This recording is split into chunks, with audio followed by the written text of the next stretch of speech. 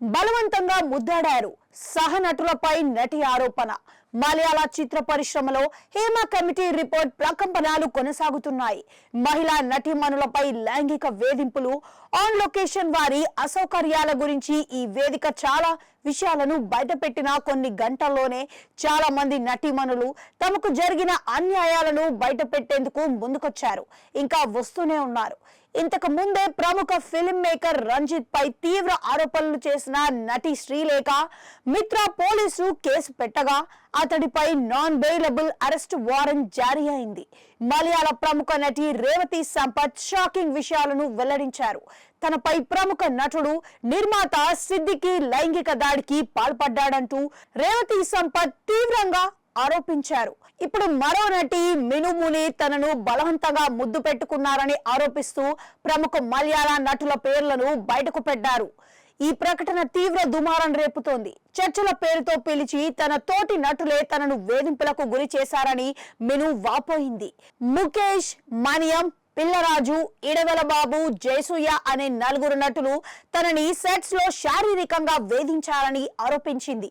నటీనటుల సంఘం అమ్మాలో మెంబర్షిప్ కోసం సంప్రదించగా అమ్మ మాజీ కార్యదర్శి ఇడవల బాబు తన ఫ్లాట్ కు పిలిచి శారీరకంగా వేధించాడని మిను మునీర్ ఆరోపించింది. ప్రస్తుత కేరళ అధికార పార్టీ ఎమ్మెల్యే నటుడు ముఖేష్ కూడా తనను కమిట్మెంట్ పేరుతో వేధించాడని, దానికి నిరాకరించారని, అమ్మాలో సభ్యత్వం ఇవ్వకుండా అడ్డుకున్నారని మిను మునీర్ ఆరోపించడం సంచలనమైంది. డైరెక్టర్ రంజిత్ కి నాన్ బెయిలబుల్ వారెంట్. కేరళ రాష్ట్ర చలనచిత్ర అకాడమీ చైర్మన్ పదవికి రాజీనామా చేసిన ఒక రోజు తర్వాత రంజిత్ పై నటి శ్రీలేఖ మిత్రా కొచ్చి సిటీ పోలీసులకు ఫిర్యాదు చేశారు. మిత్రా ఇటీవల రంజిత్ లైంగిక ప్రవర్తనపై తీవ్రంగా ఆరోపించిన సంగతి తెలిసిందే. తదుపరి చర్యలు తీసుకోవాలంటూ సోమవారం నాడు రంజిత్ పై పోలీస్ కేసును నమోదు చేసింది. 2009లో రంజిత్ దర్శకత్వం వహిస్తున్న పలేరి మాణిక్యం చిత్రంలో తన పాత్ర గురించి చర్చల కోసం కొచ్చిలో ఉన్నప్పుడు జరిగిన సంఘటనను కొచ్చి సిటీ పోలీస్ కమిషనర్ కు పంపిన ఈమెయిల్లో మిత్రా వివరించింది. చర్చల సమయంలో రంజిత్ తన చేతిని పట్టుకొని లైంగిక ఉద్దేశంతో తన శరీరంలోని ఇతర భాగాలను తాకడానికి ప్రయత్నించాడని మిత్రా ఆరోపించింది. పాలేరి మాణిక్యం సినిమాలో నటించమని రంజిత్ నన్ను ఆహ్వానించారు. చర్చలో భాగంగా కొచ్చిలోని కాలూరు కడవంత్రలో శ్రీ రంజిత్ ఉంటున్న ఫ్లాట్ కి నన్ను పిలిచారు. చర్చల సమయంలో అతడు నా చేతిని పట్టుకున్నాడు. తర్వాత లైంగిక ఉద్దేశంతో అతడి చేతిని నా శరీరంలోని ఇతర భాగాలపై వేసేందుకు ప్రయత్నించాడు. అతడు పిలవడం వెనుక ఉద్దేశం సినిమా గురించి కాదని, లైంగిక ఉద్దేశంతో మాత్రమేనని గ్రహించి నేను ఫ్లాట్ నుండి తప్పించుకొని నేను బస చేసిన హోటల్ కి వెళ్లవలసి వచ్చింది. నా చేదు అనుభవాన్ని మరుసటి రోజు స్క్రిప్ట్ రైటర్ శ్రీ జోషి జోసెఫ్ కి వెల్లడించాను. నా తిరుగు ప్రయాణానికి ట్రావెలింగ్ టికెట్ ఇవ్వనందున శ్రీ జోషి జోసెఫ్ సహాయం కోరవలసి వచ్చింది అని తన ఫిర్యాదులో రాసింది. మిత్రా తాను కూడా కోల్కతా నుండి వచ్చినందున స్థానిక న్యాయ ప్రక్రియ గురించి తెలియని కారణంగా మొదట చట్టపరమైన చర్య తీసుకోలేదని, అయితే ఇప్పుడు ముందుకు వెళ్లానని నిర్ణయించుకున్నట్లుగా వెల్లడించింది.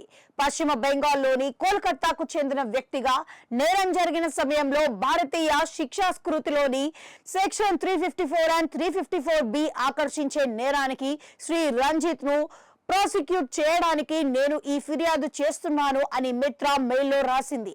మిత్రా తన ఈమెయిల్ ను అధికార ఫిర్యాదుగా పరిగణించి రంజిత్ పై తగిన చట్టపరమైన చర్యలు తీసుకోవాలని కొచ్చి పోలీసులను అభ్యర్థించింది.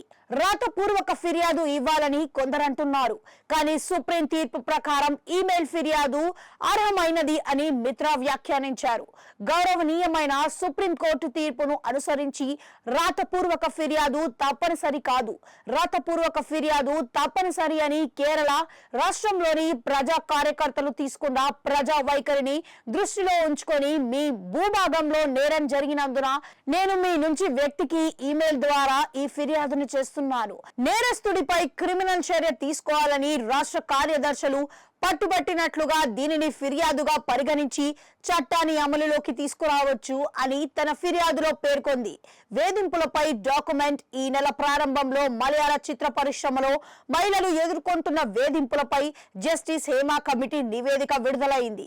235 పేజీల పత్రంలో వేధింపుల దోపిడీకి సంబంధించిన ఆందోళనకరమైన విషయాలను కమిటీ బహిర్గతం చేసింది.